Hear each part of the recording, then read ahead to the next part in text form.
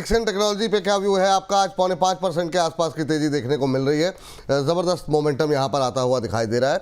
यहाँ पर एक जेवी को मंजूरी दी है और देखिए स्क्रीन पर आ गई, कंपनी को जो है मंजूरी ministry of electronics and information technology से मंजूरी मिलती हुई दिखाई दी है और नेमुरा की तरफ से यहाँ पर बाय कॉल भी इनिशिएट हुई है। अच्छी मजबूती, अच्छी तेज़ी यहाँ पर। और क्या यहाँ पर करंट लेवल पर भी आज की इस तेज़ी के बाद फ्रेश बाइंग की जा सकती है? अंशुल जी, आपकी पहली टिप्पणी। सर बिल्कुल नहीं, बिल्कुल नहीं, बिल्कुल नहीं। 17,500 पे बाइंग क्लाइमेक्स हुआ था, वहां से हम डिस्कस करते आ रहे थे। 10,600 के लेवल 114 दिन में 47% करेक्ट हुआ है। ये बाउंस बैक है। आज का bounce back 10-20 day moving average में खुला और ऊपरी स्तर से नीचे गिरावट भी आ रही है। हो सकता है ये बाउंस बैक खिंच के 11,250 तक भी चला जाए, बट इवेंचुअली बाइंग क्लाइमेक्स का दूसरा टारगेट 8,447 है, वहां तक आते हुए दिखेगा। तो बाउंस बैक में जितनी जल्दी निकलने की कोशिश करेंगे उतना बेहतरीन होगा। इवेंचुअली 8,446 आना है, जो कि 17,300 के बाइंग क्लाइमेक्स के लेवल का दूसरा टारगेट है। तो यहाँ पे नई खरीदारी से बचें फिलहाल के लिए। अगली कंपनी लेकर के आते हैं अंबाला जी के लिए, तेजस नेटवर्क 7.5% ऊपर। मैम, क्या व्यू ले रही हैं आप? तेजी रही, फिर गिरावट रही, अभी क्या करना चाहिए? एक महीने में 30% से ज़्यादा की रैली, क्या दोबारा अभी जो हाल में इसने कुछ दिन पहले जो हाइज लगाए हैं 3-4 तारीख को, दोबारा उन हाइज की तरफ जा सकता है? तेजस नेटवर्क्स को अब डिस्कस करेंगे, पर एचडीएफसी बैंक डिस्कस कर सकते हैं। हाँ, बिल्कुल बिल्कुल बिल्कुल। कॉल जिसके पास भी वो पहले दे दे, चाहे वो सबके लिए। रजी सर आपको भी या फिर अंशुल सर आपको कोई अगर कहीं पर भी कोई बाइंग अपॉर्चुनिटी दिखे, कोई ट्रेडिंग कॉल, तो बिल्कुल बताइएगा। लेकिन Ambala ma'am, yes, HDFC bank. HDFC bank is 853 as of now, 853 के पास में। यहाँ से लॉन्ग कर सकते हैं, आपके ऊपर अब टारगेट्स के हिसाब से डिसाइड करेगा कि आपको स्विंग ट्रेड करना है या फिर इन्वेस्टमेंट, एक सिग्निफिकेंट इन्वेस्टमेंट जी। तो यहाँ से एक लॉन्ग पोजीशन बनती है विद द व्यू कि हमको ये कम से कम स्विंग ट्रेड में 7-8-10 दिन के व्यू के हिसाब से ये हमको 885 रुपए का भाव देगा पहला टारगेट के तौर पर। फिर हम इसे 930 के लिए और उसके बाद में हम इसको लगभग 1040 के टारगेट के लिए होल्ड करके चल सकते हैं। और ये एक अच्छा प्राइस है। यहाँ पर आपको इन्वेस्टमेंट भी प्लान करनी चाहिए अगर आप प्लान करना चाहते हैं तो। और अगर मिड टर्म का इन्वेस्टमेंट या शॉर्ट टर्म ट्रेड प्लान करना चाहते हो, that is also possible and you can be directional. Hedge की उतनी रिक्वायरमेंट नहीं है बिकॉज ऑलरेडी प्राइस वाइज ही आपका रिस्क बहुत ही छोटा है। सो स्पॉट चार्ट पर you can maintain a stop loss at, अगर आप इसको डेरिवेटिव्स में ट्राई कर रहे हैं, स्पॉट चार्ट पर आपका स्टॉप लॉस आप 780 पर 780 पर मेंटेन कर लीजिए और step by step in targets को चेस करिए। अचीवेबल टारगेट्स है ये। चलिए, 780 का स्टॉप लॉस, 885, 930, 1040, ये 3 टारगेट्स यहाँ पर दिए गए हैं आपको। तो यहाँ पर 853 के आसपास ट्रेड करता हुआ एचडीएफसी बैंक इंट्राडे हाई पर ट्रेड करता हुआ और अच्छा मोमेंटम बनता हुआ दिखाई दे रहा है। तो अभी स्विंग ट्रेड के लिए पहला टारगेट पे ध्यान रखें। थोड़ा अगर लंबे समय तक रखते हैं 930, 1040 तक के टारगेट देखने को मिल सकते हैं। अभी फिलहाल 853 का लेवल और 780 रुपये का एक स्टॉप लॉस। देखिए एचडीएफसी बैंक खिल गया, मतलब जो है, मतलब वाह गजब। 1.5-2% से ज़्यादा की तेजी, बहुत शानदार तरीके से मोमेंटम यहाँ पर बनता हुआ दिखाई दे रहा है। अद्भुत। बैंक निफ्टी के लिए बोला ना विपुल जी की 2 से 3.25% जाना है, तो लेके कौन जाएगा? वाह, बहुत शानदार। और बैंक निफ्टी जाएगा तो निफ्टी भी खींची जाएगा मैम। मतलब फिर तो मतलब हमारे अब 400 तक के टारगेट आपने दिए हैं, हम लोग भी थोड़ा उससे 100 अंक आगे हमने थम लगा दिया है।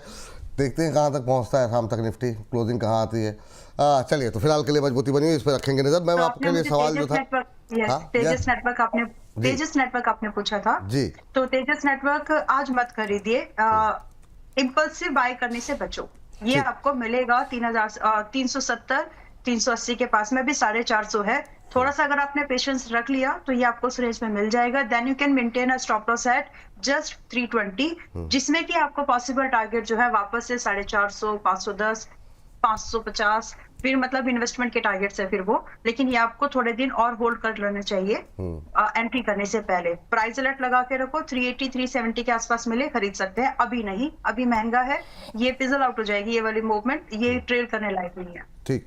एक हमारे दर्शक लिख रहे हैं, अंबाला में भारत फोर्ज 1900 की पुट 110 पे बाय करके टारगेट के लिए वेट कर सकते हैं या फिर एग्जिट करें? 95 से 100 की रेंज में बाय किया था कल। अब ये सब अभी इनको क्या करना है मैम? इन्होंने 110 पे ले लिया है, अब इनको क्या करें? और होल्ड तब करिए ना, तो टारगेट हुआ है ना स्टॉप लॉस और वीकनेस दिख रही है स्टॉक में, तो होल्ड कर जाइए। चलिए ठीक, क्योंकि स्टॉप लॉस नहीं जी हुआ, टारगेट नहीं हुआ, जब चलिए तक टारगेट स्टॉप लॉस नहीं होते तब तक होल्ड करना है। चलिए एक और ट्रेंडिंग स्टॉक्स लेकर के आते हैं। रेडिंगटन, रचित सर देखिए जरा 12.5% ऊपर रेडिंगटन, और आप बड़ा मुस्कुरा रहे हैं, क्या बात है। 12.5% की तेजी देखने को मिल रही है। 261 का लेवल, करंट लेवल पे कहीं कोई खरीदारी की या कोई सिनेरियो बन सकता है क्या? क्या टिप्पणी रहेगी आपकी? सर सबसे पहले मुस्कुराहट का कारण बताता हूँ। कुछ स्कूल फ्रेंड्स हैं जो शो देख रहे हैं आज, और उनकी तरफ से ना बार बार मैसेजेस आ रहे हैं मेरे पास, जो आप बोल रहे हैं ना कि फोन पे इतना बिजी क्यों है। सर अभी हिजबुल्लाह ने इजराइल का एक हेलीकॉप्टर गिरा दिया। अभी वो कंटिन्यूसली न्यूज भेज रहे हैं कि भाई ये डेवलपमेंट हो रहे हैं, तुम एक बार शो में जाके बोल दो। मैंने कहा नहीं भैया, आज कुछ नहीं बोलूंगा।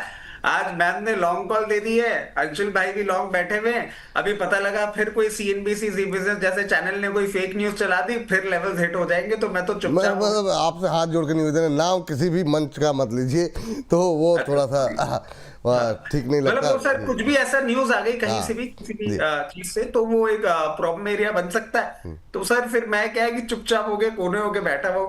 मैंने कहा नहीं, अभी इस न्यूज के बारे में कोई बात नहीं करूंगा।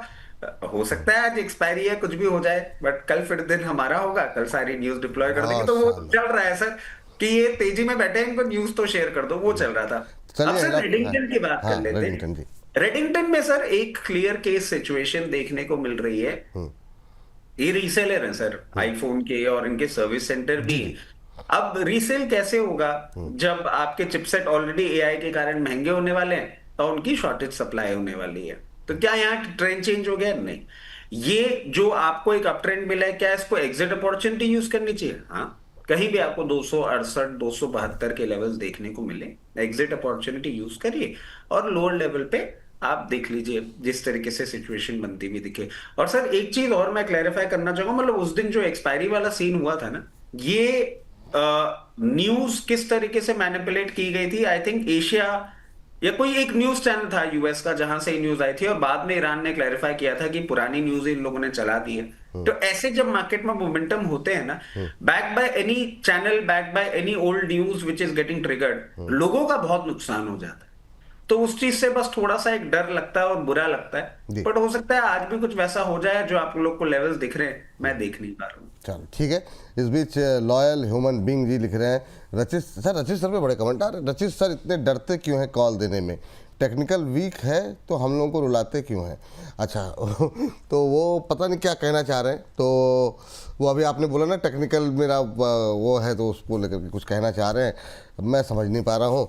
लेकिन ये टिप्पणी इनकी आई है इनकी कि कॉल देने से डरते क्यों हैं। लेकिन सर क्लियर केस है, जब मेरे सामने अंशुल भाई बैठे हैं, बाला मैम बैठी हैं, और वो कॉल्स निकाल रहे हैं, तो मैं मेहनत भी करूँ और मेरा कन्विक्शन भी नहीं आ रहा है, तो कोई सेंस नहीं बनता ना। बहुत शानदार। मैं आराम से 1.5 घंटा आराम से बैठा हूँ, बातचीत कर रहा हूँ, चला जाऊंगा। कॉल देके उसकी माथा मारी अपने सर पे लेने की कोई बहुत बढ़िया, बहुत बढ़िया। आज सर एक दो जो है ना फर्टिलाइजर शेयरों में अच्छी मोमेंटम देखने को मिल रही है। कल शुगर में अच्छी मोमेंटम थी। क्या किया जाए अंशुल सर, जरा देखिए चंबल पे क्या व्यू है आपका? 5.5% ऊपर इस समय 450 के आसपास चल रहा है, 400 के आसपास। क्या करना चाहिए? क्या इसमें कुछ प्ले करने की कोशिश करनी चाहिए या अवॉइड ही रखें? अभी आरसीएफ भी अच्छा तेजी दिखा रहा है। अच्छा देखिए, चंबल फर्टिलाइजर में बाइंग क्लाइमेक्स हुआ था 656 पे, और 31 हफ्ते में 43% करेक्ट हुआ है। आप 50 महीने के मूविंग एवरेज पे है। दूसरा इनका सीजन आने वाला है, तो मोस्ट लाइकली जनरली इस सीजन में ट्रैक्शन बनता है। एक अपसाइड आपको 463 तक मिल सकती है, उसके ऊपर 483 तक मिल सकती है। तो क्या इस तेजी के लिए लॉन्ग प्ले करना है? बिल्कुल नहीं प्ले करना है, क्योंकि इतनी ओवरहेड सप्लाई 43.61% गिरावट इतनी ओवरहेड सप्लाई है कि वही अच्छी न्यूज में ऊपर चलेगा, फिर तुरंत नीचे आने लगेगा जैसे ही ओवरहेड सप्लाई टेक ओवर करेगी। तो जाने को जा सकता है, यहाँ से 50-60 रुपए तेजी दिख रही है, बट मैं उसको पार्टिसिपेट नहीं करूंगा। कुछ सौदे मतलब देख के भी एंजॉय कर लेना चाहिए। जरूरी नहीं है कि हर सौदे में उंगली डाली ही जाए। नहीं, बात सही है। अच्छा एक चीज़ के बारे में और जरा बता दीजिए। काफ़ी कमेंट आ रहे हैं आरआर काबिल को लेकर के। श्याम हल्दर जी की टिप्पणी आई है, एक और दर्शक की टिप्पणी आई है, एक विपुल सर फैन के नाम से हैं। कह रहे हैं विपुल सर सक्सेस की अंशुल जी। कह रहे हैं आरएल काबिल बाई क्या हुआ है 1490 पर, स्टॉप लॉस और टारगेट सजेस्ट एक बार दोबारा कर दिए। कल तो बताया तो था जो स्टॉप लॉस टारगेट। सर चाहें तो एक बार फिर से रिपीट कर दिए सर आप। सर सुबह 1534 रुपए में प्रॉफिट बुक कराई थी, जब मार्केट ओपन हाई के साथ खुला था तो जितनी भी लॉन्ग पोजीशन थी एक बार प्रॉफिट बुक कर लिए ट्रेडिंग वाली पे। अगर आपके पास 2-3-4 महीने का समय है तो वापस 50 डे मूविंग एवरेज 1460 के आसपास जैसे बुलिश एविडेंस मिले बाई करके चलना चाहिए। ऊपर में 1600 1650 का टारगेट मिल जाएगा। सामने फिन केबल में भी टारगेट अचीव हुआ है तो वहां पे प्रॉफिट बुक करके थोड़ा सा पैसा खाली करके इस पे ध्यान रखिए, ये मिल जाता है 1460 के आसपास। बुलिश एविडेंस पे ट्राई करेंगे लॉन्ग करने की। अब इन्होंने 90 में बाय किया तो किए क्या करें? शांति से पड़े रहने दीजिए। अगर आप ट्रेडर हैं तो 30-40 रुपए में बुक करके डिप पे ऐड करना सीखिए। अगर इन्वेस्टर हैं तो फिर ये 30-40 रुपए की गिरावट में आपको घबराहट नहीं होनी चाहिए। दूसरा एक स्टॉक जो 2-3 बार पहले भी आपके प्लेटफॉर्म पे बाई दिया है, आज फिर चलना चालू हुआ है, थंगमलाई ज्वेलर्स। तो इस पे ध्यान दीजिए। इसमें वापस से ऑलमोस्ट कल 50 डे मूविंग एवरेज टेस्ट हुआ है। जो आरआर केबल पे हम बात कर रहे हैं कि 50 डे मूविंग एवरेज टेस्ट होने पे बाई करेंगे, कल इसमें 50 डे मूविंग एवरेज टेस्ट होके चलना स्टार्ट किया है तो इसको बाई करना चाहिए 3690 के आसपास। ऊपर में आपको 3800 3900 तक के टारगेट मिल सकते हैं। स्टॉप लॉस ले लीजिए 3620 रुपए का। तो इसका टारगेट क्या बताया सर आपने? पहला 3800 पकड़ लीजिए, ऊपर फिर 3900 पकड़ लीजिए। 3900 ठीक है, 3900। चलिए, तो ये यहाँ पे दो टारगेट के लिए आप खरीदारी कर सकते हैं। अभी चल रहा है 3690 के आसपास। स्टॉप लॉस लगाइए 3620 का, यहाँ पर स्टॉप लॉस लगाने की सलाह है। ये भी इंटरडे हाई के आसपास ट्रेड करता हुआ 4% की तेज़ी यहाँ पर थंगमलाई ज्वेलर्स में देखने को मिल रही है। 3800-3900 के टारगेट यहाँ पर देख के लिए आप खरीदारी करके चल सकते हैं। 3620 3620 रुपये का यहाँ पर एक स्टॉप लॉस सजेस्ट किया गया है। 3.5-4% की तेज़ी थंगमलाई ज्वेलरी में देखने को मिल रही है। चलिए, तो यहाँ से भी आगे बढ़ते हैं। मैम जरा एक तो आप देख लीजिए आरसीएफ पे क्या करना चाहिए, फर्टिलाइज़र की बात चल रही थी। और एक बीएससी को लेकर के मेरा सवाल है कि आज की इस रिकवरी में जो देखने को मिल रही है, बीएससी को लेकर के अभी आपका व्यू क्या है? क्या इस रिकवरी में, चूंकि ये भी बिल्कुल इंट्राडे हाई पर ही है, बीटीएसटी जैसी कोई कोशिश की जा सकती है या स्विंग ट्रेड जैसी? बीएससी में मैंने अपना धीरे धीरे सिस्टमेटिक इन्वेस्टमेंट शुरू कर दिया है पिछले हफ्ते। तो this is my portfolio stock and मैं इसको ट्रेडिंग के हिसाब से नहीं, मैंने अपने बच्चे के हिसाब से इसको बाय करने की कोशिश किया। That I will keep on buying this stock for up, जब तक ये मेरे पोर्टफोलियो में लगता है 5-10% के मैक्स रेंज तक नहीं पहुंचता है। So that is the view. मैं इसको होल्ड कर रही हूँ, बाय करके चल रही हूँ और मेरे लिए एक बहुत अच्छी कैटेगरी का स्टॉक है। ट्रेडिंग व्यू क्या है मैम इसमें? चलिए, आपने तो बहुत लॉन्ग टर्म। मैं वही तो बता रही हूँ कि मैं आपको व्यू वैसे नहीं रख सकती। अच्छा, ठीक है, मैं रचित सर से इस पे ले लेता हूँ, आप आरसीएफ बता दीजिए। जी, इट्स बुलिश। बुलिश है, ठीक है। आरसीएफ बता दीजिए आप, मैं इसका व्यू जो है रचित सर से ले लूंगा। जी, यस। तो आरसीएफ अभी फर्टिलाइजर स्टॉक्स देखिए धीरे धीरे, पहले ये वाले स्टॉक चले थे शुगर वाले, जो कि अभी चलेंगे, पूरा मूवमेंट उनका हुआ नहीं है। फर्टिलाइजर स्टॉक्स में वापस मूवमेंट आ रहा है। तो ये सब चीजें एक तरफ ये इंडिकेशन दे रही है, जो रिसेंटली गवर्नमेंट ने किसानों का लोन जो माफ किया था, इससे ये मतलब थोड़ा सा इन सब स्टॉक्स के लिए, इनकी रीपेमेंट्स, इन सब चीजों के लिए ओवरऑल एग्रीकल्चरल जो डोमेस्टिक मार्केट है उसको बूस्ट या फिर फोकस में लाया वापस से। तो वही सेंटिमेंट्स के दौरान ये मूवमेंट अभी चल रहा है and this is likely to continue for another couple of weeks. So अब यहाँ पर आरसीएफ वैसे ही बॉटम बाइंग अपॉर्चुनिटी है। आरसीएफ 7% के आसपास चला है। अगर आप 7% का लॉस झेल सकते हो तो यहाँ पर आप एंट्री बना सकते हैं। कल का low should be the stop loss, जो कि आपका 109 पर है। आप इसको 108 पर अपना स्टॉप लॉस मेंटेन करके चलिए। और इंट्राडे में आप पॉसिबली आरसीएफ अगर आप अभी बाय कर रहे हैं और ये आपको आरसीएफ अगर आप अभी बाय कर रहे हैं 117 पर, तो 128 रुपए should be the first target. आप इसको एक्सपेक्ट कर सकते हैं। और उसके बाद 135 रुपए और 140, ये 3 टारगेट बहुत पॉसिबल है। और मेरे हिसाब से 140 तक का भी वेट, अगर आप 2 महीने इस ट्रेड को होल्ड कर सके तो आप 140 को भी देख पाएंगे। Risk is extremely low, just at 7%, जो कि कल 108 रुपए का स्टॉप लॉस यहाँ पर मेंटेन करना है। करंट प्राइस पर बाय है 117 के पास में। वाह, बहुत शानदार। चलिए, स्क्रीन पर टारगेट स्टॉप लॉस दोनों ही आ गए। तो ये जो है हमारे जो है प्रोड्यूसर साहब जो हमारे हैं वो छुट्टी पे गए हुए थे, तो धीरेन्द्र जी ने कमान संभाली हुई है। तो मतलब जो है तीव्र गति से और तीव्र गति से जो है चीज़ें सामने आती हुई दिखाई दे रही हैं। चलिए रचित सर के पास चलते हैं फटाफट। और रचित सर जरा 2 स्टॉक्स आपके लिए, एक तो बीएससी जो कि मैम के पास पोजीशन है, और दूसरा पैराडी फॉस्फेट। ये हमारे 100 रुपये वाले शेयरों में, कई बार सस्ते शेयरों में हम लोगों ने कवर भी किया है। दोनों पे मैं आपकी राय जानना चाहूँगा। ट्रेडिंग व्यू रहेगा, क्योंकि अभी के लिए चूँकि हम सेगमेंट पे बात कर रहे हैं, तो यहाँ पर ट्रेडिंग व्यू क्या होगा आपका? सर देखिए, क्लियर केस है। कल एनएससी की 30th एनिवर्सरी थी। उन्होंने अनाउंस कर दिया है कि अभी 1 महीने में आपको सुनने को मिल जाएगा कौन से मर्चेंट बैंकर्स होने वाले हैं उनके आईपीओ के लिए, और वो सब एक डेवलपमेंट हो रहा है पैरेलल साइड पे, जिसके कारण बीएससी का आपको ये अप मूव कंटिन्यू होता हुआ दिख रहा है। 3160 तक का ये मूव आपको देखने को मिल सकता है। और कल अगर हम एफएनओ में पोजीशन देखेंगे तो कहीं ना कहीं लॉन्ग पोजीशन बिल्डअप हुई है बीएससी में। ट्रेडिंग व्यू के हिसाब से 3160 लेवल्स तक आपको जाता हुआ दिख सकता है।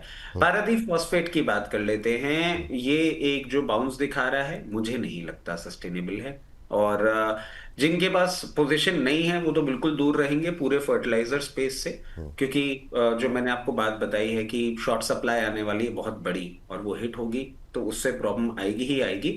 उसके अलावा जिनके पास लोअर लेवल पे पोजीशन है या जो ढूंढ रहे हैं एग्जिट करना, कहीं भी 118 से 120 की रेंज में दिखे एक बार एग्जिट बुक कर लीजिएगा। यहां से कोई ट्रेंड रिवर्सल नहीं है। ये बात यहाँ पर निकल के आई है। चलिए, हालांकि डिफेंस के लिए हम अगला सेगमेंट रख रहे हैं, लेकिन एक जी शिपिंग पे जरा बातचीत कर लेते हैं। अंशुल जी जरा बताइए, जी शिपिंग को लेकर के अभी आपका व्यू क्या है?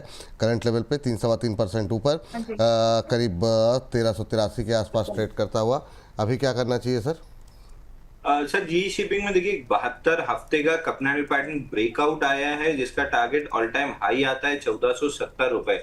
तो डिफेंस में दो काउंटर, एक बीईएल एक जी शिपिंग, ये दो में क्लियर रिलेटिव स्ट्रेंथ है। इन दो में अगर लॉन्ग करना है तो इन्हीं दो में करना है। मैं जनरली इन स्टॉक से दूर रहूंगा, क्योंकि अकेला चना भाड़ नहीं फोड़ सकता। तो मैं सेक्टर के साथ जाना चाहूंगा जो डोमिनेंट डाउन ट्रेंड में। मैं बहुत ज्यादा इंटरेस्टेड नहीं हूँ लॉन्ग में, बट अगर आपको करना ही है तो 1308 का ब्रेकआउट है, 1470 का पहला टारगेट है, वो निकलता है तो 1600 तक जा सकता है। अगर लॉन्ग कर रहे हैं तो 1290 का मैंडेटरी क्लोजिंग स्टॉप लॉस ले लीजिए। अगर आप स्टॉप लॉस काटने में थोड़े भी कमजोर हैं तो दूर रहिए। चलिए ठीक है। चलिए, वो बहुत बुलिश नहीं है पूरे सेक्टर को ही लेकर के, अंशुल जी की राय हम लोग जानते हैं, लेकिन अगर ट्रेड कर रहे हैं तो 1470 के टारगेट, 1600 के टारगेट देखने को मिल सकते हैं। 1290 का एक स्टॉप लॉस लगाने की सलाह है। अब जरा आ जाते हैं, जो है कुछ एक छोटे शेयर भी अच्छे कर रहे हैं, उस पर जरा बातचीत कर लेते हैं और हमारे दोनों एक्सपर्ट्स की राय जो है बातचीत ले लेते हैं। पहले अंबाला मैम, सुजलॉन देखिए, सुजलॉन पे आपने 37 का स्टॉप लॉस बोला था, वो टूटा नहीं। क्या हम ये मान लें कि वर्स्ट इज ओवर? आज फिर 2% ऊपर, 40 के ऊपर ट्रेड करता हुआ, इंट्राडे हाई पे ट्रेड करता हुआ, तो क्या जो बुरा वक्त था वो निकल गया? क्योंकि फंडामेंटल कोई बड़े रीज़न समझ में नहीं आए, लेकिन ये शेयर जो है चार्ट्स पे लगातार कमज़ोर होता जा रहा है। एफआईज की भी हिस्सेदारी बढ़ी है, उसके बावजूद कमजोरी रही है। आपका व्यू सुजलॉन पे अभी क्या करें 40 रुपये पे? 37 is the stop loss. If you can manage that तो आप ट्रेड भी एक बार प्लान कर सकते हो, लेकिन अपने मेक श्योर करिएगा कि आपके पोर्टफोलियो में या ट्रेडिंग पोर्टफोलियो में भी 5% से ज्यादा वेटेज मत रखो। वोलेटाइल नेचर का स्टॉक है, आपको संभालना होना चाहिए, इस चीज का ध्यान रखिए। बाकी 37 जब तक बरकरार है तब तक इसमें हम लोग अपनी पोजीशन को होल्ड कर सकते हैं। फ्रेश बाय करना 42 पर भी मैंने एवरेज करने के लिए बोला ही था, तो अभी 40-50 पर है, 40 रुपए 48 पैसे पर है, but stop loss will remain same. और जिस दिन स्टॉप लॉस हिट हो गया तो मैं इसको दोबारा बाय करने से पहले सोचूंगी कि कहां पर बाय करना है। इज इट गोइंग 30 और is it going above 45? So that kind of stock and price situation it is right now. Stock अभी अगर 40 जिसके पास नहीं है, एवरेज छोड़ दीजिए, जिसके पास नहीं है, क्या 40 रुपए 50 पैसे के आसपास आज के लिए क्या नई पोजीशन बनाई जा सकती है? और है तो 37 रुपए के स्टॉप लॉस आपने बताए हैं, टारगेट क्या रखेंगे? टारगेट अगर आपको देखने हैं तो आप बाय कर सकते हैं, क्योंकि आपका सवाल वही है। तो 42 रुपीज का excuse me, 42 rupees should be the target. पहला टारगेट इतना ही है, और इसके बाद आप चाहे तो 44 तक के लिए भी ट्रेड के तौर पर प्लान कर सकते हैं। बाकी पोजीशन अगर आपकी ट्रेडर इन्वेस्टर माली है तो होल्ड करके चलिए 37 के एसएल के साथ। Now both the cases stop loss will remain at 37। चलिए ठीक है। रचित सर, आपके जो एक शुरुआती दौर में जो एक पहचान बना वोडाफोन, 10 रुपए के नीचे कल फिसला, अब तो खैर बहुत सारे शेयर और जो है चीज़ें, आपकी पहचान तो खैर अलग ही है, अद्भुत हो गई है। पर शुरुआत में सर वोडाफोन जो है ना, वोडाफोन के बारे में बहुत लोग पूछते हैं कि वो रचित जी की राय जब तक नहीं आ जाती तो आप क्या करें? 10 रुपए के आसपास है, कल 10 के नीचे भी गया था, अब रिकवरी की बोर्ड में है, क्या करें सर? ये लेवल कंफर्टेबल लग रहे हैं आपको? सर देखिए क्लियर केस है। इस पे 9 रुपए 60 पैसे 9 रुपए 80 पैसे की रेंज में आता है, तो थोड़ा सा लेके रखें, मगर यही सोच के लेके रखें। जो मैं बार बार एक चीज कह रहा हूं कि अभी मेरे को कोई भी फ्यूल नहीं दिख रहा है जो ये 12 रुपए के ऊपर का ब्रेकआउट देगा। अगर आप यहाँ पे लेते हैं पोजीशन तो डेफिनेटली लेके रख सकते हैं, बट कहीं ना कहीं 11 रुपए 40 पैसे 60 पैसे 80 पैसे में आपको प्रॉफिट बुक करना पड़ेगा। दो पॉजिटिव डेवलपमेंट्स हैं, टर्न अराउंड है, बट 12 रुपए के ऊपर अभी सस्टेन होता हुआ नहीं दिखता। और 9 रुपए 60 पैसे से 80 पैसे की रेंज में एक बार पोजीशन बना लीजिए। ठीक, ये बात यहाँ पर निकल करके आई है। अंशुल जी, सीजी पावर पे व्यू क्या है? सीजी पावर में बीच में भी हम लोगों ने बात की थी, अच्छा मोमेंटम बना था, ठीक है, बाजार का माहौल ख़राब हुआ, ये शेयर भी टूटा, अभी कोई संभावनाएं दिखाई दे रही हैं क्या 718 के आसपास? तो 785 दिख रहा है, क्लियर वो रिलेटिव स्ट्रेंथ है, गैप के साथ चला है। 24 दिन में निफ्टी 10% करेक्ट हुई है और ये स्टॉक 23 दिन में 40% चला है। तो जहाँ 10% की गिरावट के सामने ये 40% चला है, दोनों को जोड़ दें तो 50% की रिलेटिव स्ट्रेंथ हो गई। तो स्टॉक में बाई करके चलना है। थोड़ा सा स्टॉप लॉस बड़ा दिख रहा है, आज ओपन लो के साथ चला है, या तो आज के लो का स्टॉप लॉस ले लीजिए, एग्रेसिव है तो 703। आइडियली इसका स्टॉप लॉस 684 का आता है जो स्विंग लो है, और ऊपर 785 पे एक अनमिटिगेटेड लेवल है, उसको टेस्ट करने के लिए ऊपर जा सकता है। चलिए, ये बात है, लेकिन एक चीज़ की जाने से पहले मैं अंशुल जी की तारीफ जाते जाते एक चीज़ के लिए करूँगा कि कल जो एक इन्होंने एक बोल्ड व्यू जो है वो क्रूड को लेकर के दिया था, और वाकई में वहाँ से अगर हम देखें तो 25-30% के आसपास का करेक्शन जो है वो 24 घंटे के अंदर देखने को मिला। तो ये बड़ी शानदार तरीके से क्रूड को लेकर के एनालिसिस रहा। सर, अभी क्रूड को लेकर के जाते जाते कुछ कहना चाहेंगे क्या, और कोई ट्रेड या कोई स्टॉक अगर आप बोलना चाहें तो? नहीं सर, क्रूड में जो ट्रेड था वो खत्म हो चुका, अब गोल्ड पे ध्यान है। अगर 5200 के डॉलर के आसपास कहीं भी बेरिश एविडेंस बना तो फिर 5000 और 4800 रुपए के लिए ट्रेड करेंगे। फिर वही बोल रहा हूँ, फर्क समझ लीजिए, एक एनालिस्ट में और एक ट्रेडर में बहुत अंतर है। एज एन एनालिस्ट 75 चीज पे मेरा व्यू होता है, इसका मतलब ये नहीं है कि अपनी उंगली उठा के 75 में बाई सेल बटन दबा दूं। मेरा रिस्क मैनेजमेंट है, मेरी एक लिमिटेड कैपिटल है, तो मेरे एक लिमिटेड ट्रेड्स होते हैं। क्रूड में कल था, खत्म हो गया, आप गोल्ड में डेवलप होते हुए दिख रहा है। बना तो करेंगे, नहीं बना तो शांति से बैठे रहेंगे, अगला कोई ट्रेड मिलने तक। कल सुबह मैंने आपको बताया भी था कि रिलायंस में बाई बटन ओपनिंग में दबाई है, क्लोजिंग में बेच के चले गए थे, क्योंकि बिग बास्केट से आटा ऑर्डर करना था, तो रिलायंस शाम को बेच के भी चले गए थे, तो रिलायंस में बस पोजीशन नहीं है। इसी तरीके से, मतलब ये तो मजाक की बात हो गई, बट वेट कीजिए पेशेंस से ट्रेड बनने का। ये मतलब दिहाड़ी मजदूर की तरह दिन में 8-10 ट्रेड लेने की जगह हफ्ते में एक बार, जैसे रचित कहता है 100 सोनार की 1 लोहार की, वेट कीजिए, लोहा गर्म होने का, हथौड़ा मारिए, एक बार में पैसा निकालिए हफ्ते भर का, शांति से बैठिए। कल क्रूड में मिल गया, अगली अपॉर्चुनिटी शायद गोल्ड में बनेगी। 5200 पे रिजेक्शन बना और अगर एविडेंस मिला तो शॉर्ट पोजीशन जरूर लेंगे जी। अच्छा, एक चीज़ रचित सर के थोड़ा आपकी स्माइल बढ़ाने के लिए वो ये है कि अभी जो अपडेट आई है कि जो गैस किल्लत की जो क्राइसिस है ना, मुंबई के 20% होटल रेस्टोरेंट जो हैं वो बंद हो रहे हैं, और अब ये 50% होने वाले 50% होने वाले, 1 घंटे पहले आगे। हाँ, 1 घंटे पहले के आसपास की अपडेट है कि 50% होटल रेस्टोरेंट जो है वो बंद होने जा रहे हैं। और अब इसका असर जो है, जैसा कि वो घर तक आने वाली जो बात थी, वो जो मैंने शुरू में ही कहा कि वो थोड़ा सा जो है समस्या बढ़ती हुई दिखाई दे रही है, तो 50% जो है होटल रेस्टोरेंट बंद हो रहे हैं। वो हमारे ऑफिस के सामने सर पता करना, राधे श्याम था, उसका कटलेट मेरे को पसंद था, कहीं वो ना बंद हो जाए। देखिए सर, छोले भटूरे अब वहाँ तो मतलब अद्भुत है, मतलब बनारस की तो खाने की अद्भुत, मतलब वो तो बम्बई ऑफिस के बाहर राधे श्याम है, उसका कटलेट मेरे को बड़ा पसंद है, कहीं वो ना बंद हो जाए। नहीं, आप टेंशन मत लीजिए सर, आपके लिए व्यवस्था हो जाएगी। हाँ, डिस्क्लोजर सर। सर जितने भी स्टॉक हमने डिस्कस, अच्छा सर, रचित सर को सुन लीजिए सर, जाते जाते। रुकूंगा सुन के जाऊंगा। पहले मैं वो मुन्ना भाई वाला एकदम अपना एकदम स्ट्रेट डिस्क्लेमर, कोई भी डिस्टर्ब करता है ना तो वो मुन्ना भाई वाला याद आ जाता है, ये फ्लो नहीं डिस्टर्ब करने का मामू। तो जितने भी स्टॉक हमने डिस्कस किए हैं, कोई भी मेरे पर्सनल पोर्टफोलियो में नहीं है, क्लाइंट के पास हो सकते हैं, हमारे पास नहीं है। जो सलाह आपको दी है वही सभी को दी है, तो कोई कॉन्फ्लिक्ट ऑफ इंटरेस्ट नहीं है। ठीक, रचित सर आप अपनी बात कर लीजिए सर। सर वोडाफोन आइडिया के लिए खबर आ गई, वो हम लेटर डिस्कस कर लेंगे। कल हो सकता है पूरे वाराणसी में आटा डिलीवर हो गया है बिग बास्केट से, तो कम से कम 1 महीने का तो वाराणसी का आटा का कंजम्पशन सेटल हो गया पैसा तो है। हम ही ने दिया है, कौन सा पैसा दिया है? क्रेडिट तो मेरे ही नाम आएगी।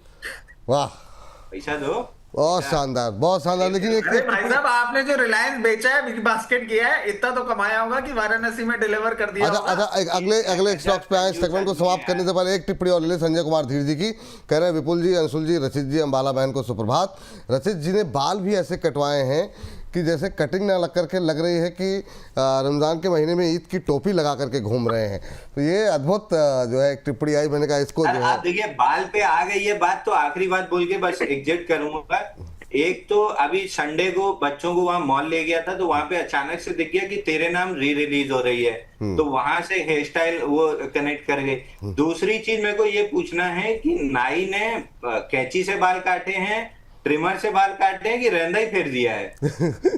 चलिए 3 नंबर फिरवाता हूँ हर गर्मियों में, वही फिरवा के आया। बहुत शानदार अंशुल सर, थैंक यू, बहुत बहुत धन्यवाद। जाने से पहले बहुत बहुत शुक्रिया। इस सेगमेंट को समाप्त करें उससे पहले एक आठ टिप्पणी और ले लेते हैं। एक क्यूपिड पे व्यू जानना चाहेंगे, अंबाला मैम आप दे दीजिए, और एक नेट वेब टेक्नोलॉजी, इन दो में से किसी एक पर आप दे दीजिए, एक पर रचित सर, और इस सेगमेंट को समाप्त करते हैं। मैं नेट वेब ले लेती हूँ। हाँ, आप इससे नेट वेब पहले ले लीजिए, ठीक है। क्यूपिड सर आप ले लीजिए। क्यूपिड खरीदा है, यस।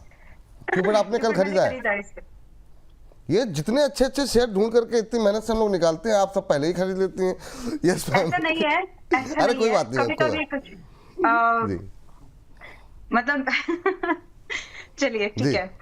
नेटवेब अभी भी बुलिश है, and this is the time where you can seriously think of short term to mid term investment, at least अगर आप लॉन्ग टर्म पे नहीं रखना चाहते हैं इसको। 100 मूविंग एवरेज, 100 दिन के मूविंग एवरेज के आसपास ही है, 50 मूविंग दिन के आसपास ही है। इन सब बातों को भी अगर आप जाने देंगे, just look at the price and candle, सब कुछ आपको समझ में आएगा कि अगर आप आज इसको 3330 के आसपास खरीद लेंगे, तो कम से कम आपको 3500 का तो एक टारगेट मिलना ही है, जो 2-4 दिनों के अंदर भी मिल सकता है most likely. But bare minimum 3750 से 4500 के टारगेट है। 6 महीने के दायरे पर अगर अपने व्यू रख के चला तो भी ये टारगेट पॉसिबल है। Where in your stop loss gonna be just at 2700, तो 500 रुपए का लगभग स्टॉप लॉस है, और धीरे धीरे चलते हुए आपको टारगेट यहाँ पर अच्छे खासे दिख जाएंगे, लाइक 1200-1300 पॉइंट के। तो इसको ट्रेड करना चाहिए। And while we are talking, RCF 122-123 आ गया है। अब इस ट्रेड में लॉस मत करना, बस इतनी इंश्योर करिए। अगर इंट्राडे में 127 रुपए को टारगेट कर रहे हो तो अब लॉस मत करना। स्टॉप लॉस यहाँ पर अब आप पहले 108 रुपए था, अभी 112 पर पहले लेके आ जाओ। वाह मैम, क्या कॉल, मतलब क्या क्या सही टाइम पे ये आइडेंटिफाई हुआ शेयर। 128 का टारगेट दिया गया था, बताइए, पहला टारगेट, और 123 आ गया, 12% ऊपर आरसीएफ। अद्भुत, बहुत शानदार। तो जिन लोगों ने भी यहाँ पर पोजीशन बनाई है, मैम क्या स्टॉप लॉस टारगेट क्या किया आपने, क्या बताया? 108 था, अभी 112 पर शिफ्ट कर लीजिए, और 117 के लगभग बाइंग थी, तो लॉस कम करना है। पहली प्रायोरिटी है कि हमको लॉस कम करना है, उसके बाद टारगेट जैसे जैसे ऊपर जाएगा फिर टारगेट की तरफ शिफ्ट होंगे। But as of now 112 is the stop loss, earlier it was 108। ठीक, बाजार की स्थिति परिस्थिति कैसी भी हो, लेकिन अगर आप बोनस पे हैं तो आप मतलब जो है कमाई के मौके आपको मिलते रहेंगे। रजी सर, नेटवर्क मैम ने बोल दिया, अगली कंपनी आपकी जी। सर क्यूपिड देखिए कभी भी कंफर्ट नहीं दिया है मेरे को, और उसके पीछे कारण बहुत सारे रहे हैं। 32 time price to book value है, ये अपने मोमेंटम से चल रहा है, बट प्रॉफिट ग्रोथ भी इतनी नहीं दिख रही है। और अभी ये जो भाव दिख रहा है ये एडजस्टेड है, 1 से 4 का बोनस निकला है। 98 से 104 पे ये अपसाइड अरेस्ट होना चाहिए, फिर डाउन ट्रेंड पे ही जाता हुआ दिख रहा है। मैं बुलिश इसमें नहीं हो पा रहा हूँ।